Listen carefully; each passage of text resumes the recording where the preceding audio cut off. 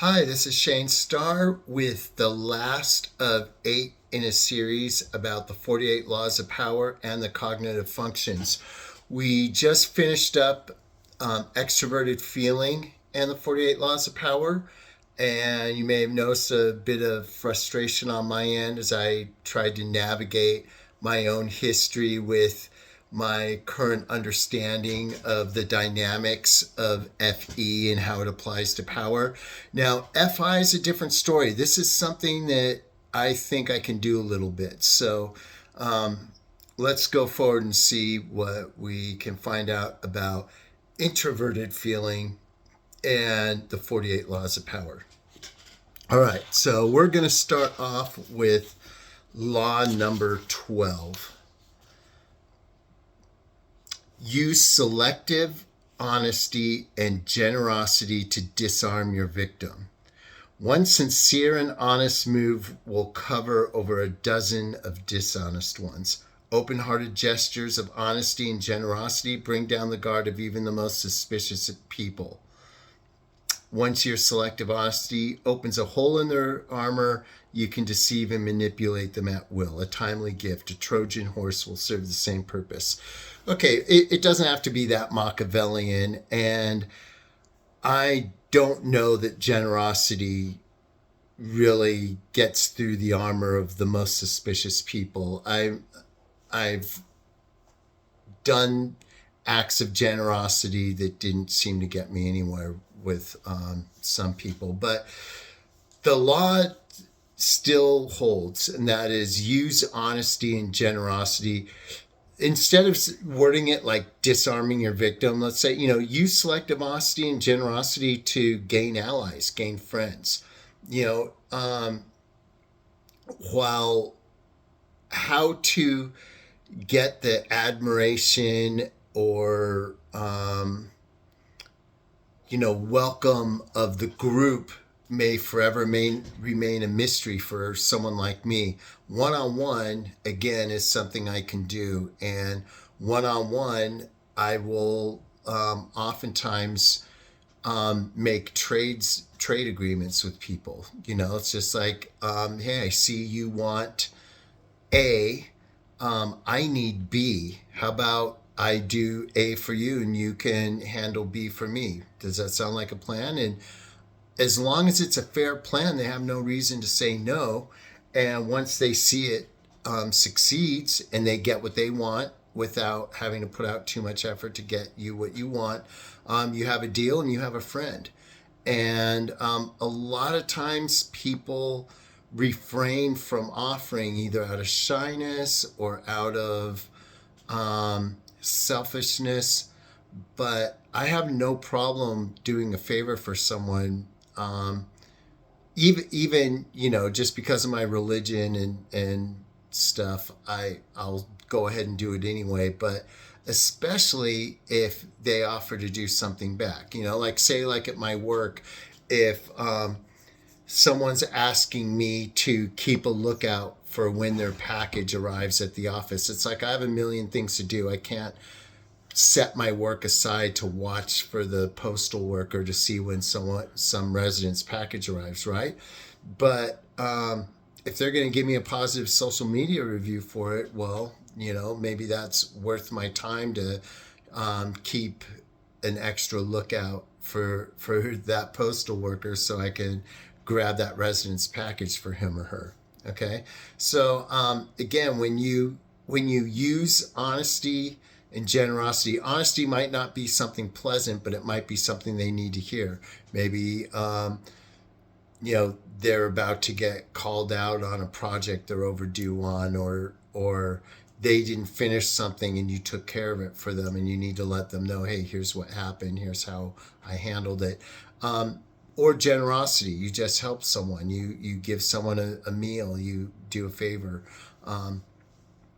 you gain friends. And I don't know how to win a crowd, but if I gain friends one person at a time, then I will have gained the crowd that way. And I think that's how we can succeed en route to power and success, is by using honesty and generosity. I mean, they have value in their own sake. I hope you agree with that. But they can also be tools to help you get to where you want to go to. All right. Next, FI law of power, law 19. Know who you're dealing with. Do not offend the wrong person. There are many different kinds of people in the world, and you can never assume that everyone will react to your strategies in the same way.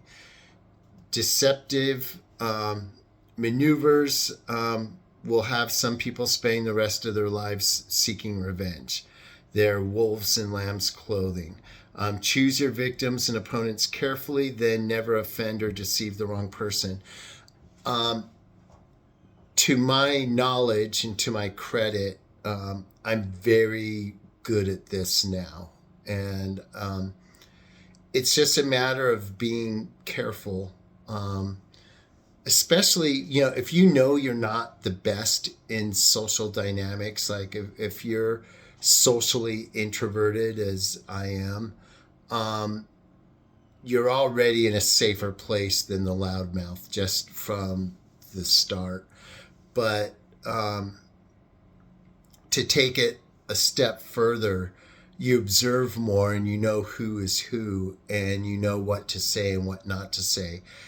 I've seen co-workers, some of them who I still work with, others not, err greatly on this count.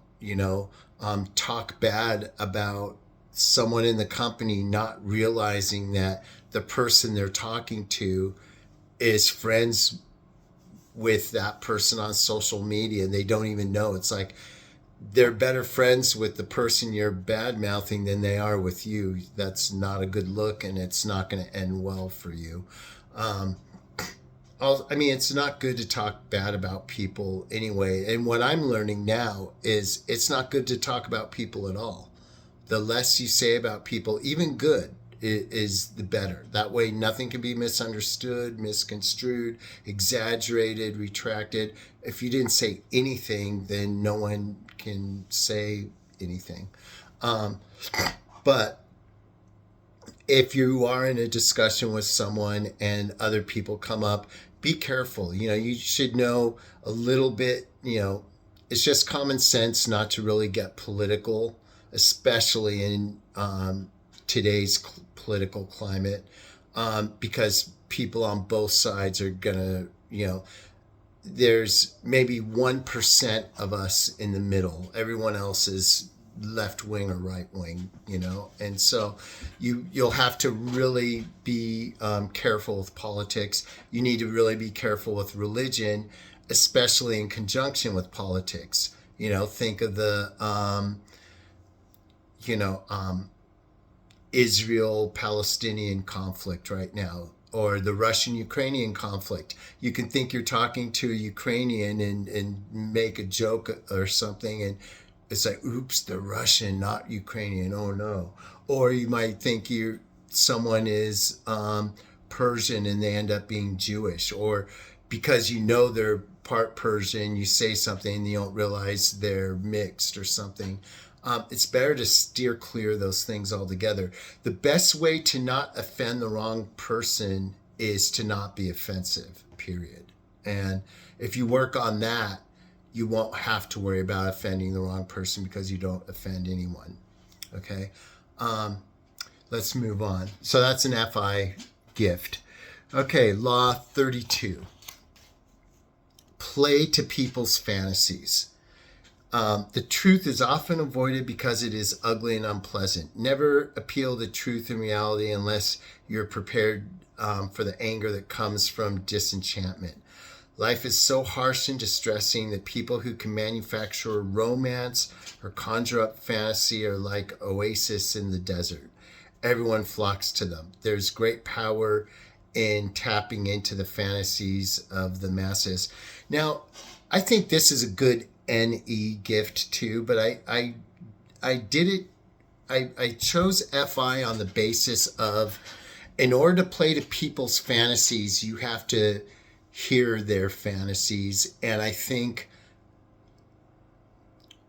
for instance, an ENFP will have that fantasy realm down, but an INFP will do this law better because they're a better listener than the ENFP. The ENFP will propel his or her own fantasies, whereas the INFP will listen to your fantasy and supplement it with some nice gestures and thoughts and ideas to make whoever they're speaking with feel understood and happy, and that goes a long way. So playing to people's fantasies is something that FI users in general, and that includes the ENFPs and the ESFPs, they're good at being able to hear people out and add to their goals or their dreams. It's like, yeah, I'm going to go back to school and do this, and then you can add, oh, that sounds really good. I know someone who does that job and they're really successful now. You let them talk and you listen to them, and I'm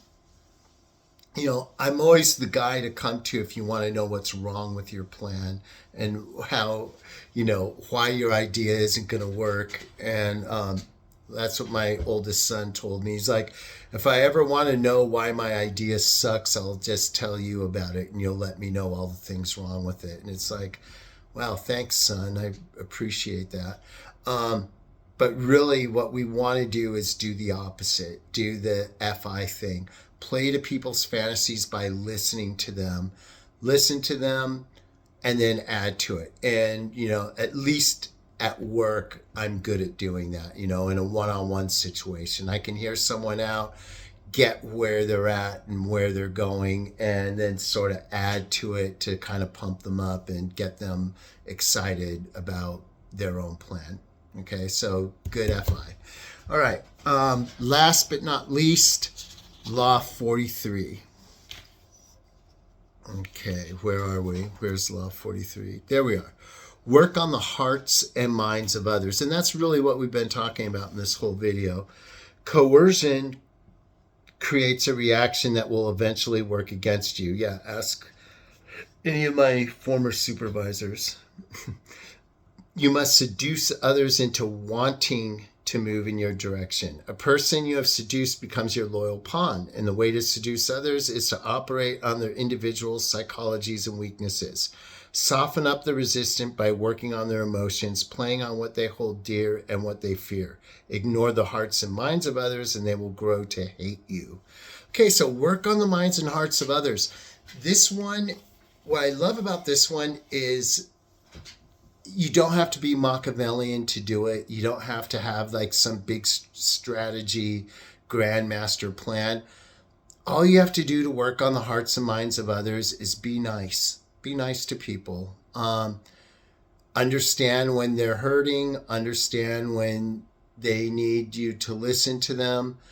And trust me, it's not easy. Like I'm as selfish a person as they come. And when I'm at work and I have my list of things to do in front of me and I'm checking those boxes off one by one, and someone comes in with a problem and starts crying at my desk, which happened twice last week, you have to put your stuff aside, sit there, look at them, like this, and just go, oh yeah, I'm so sorry, and really mean it.